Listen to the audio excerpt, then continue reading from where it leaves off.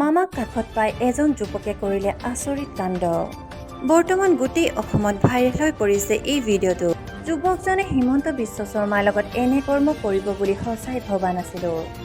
যুৱকজনৰ এনে কৰ্মকাণ্ড দেখি মামায়ে কি কৰিলে দেখিলে আপুনিও আচৰিত হৈ পৰিব।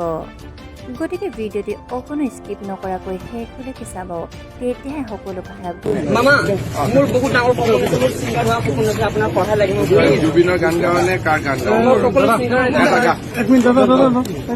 মায়াবিনী ৰাতিৰ বুকুত দেখা পালো ছবি ধৰা দিলা গোপনে আহি নিয়াৰ কোণত, তুমি যে মোৰ শুকান বনত নিয়ৰৰে চেঁচাটো পাল।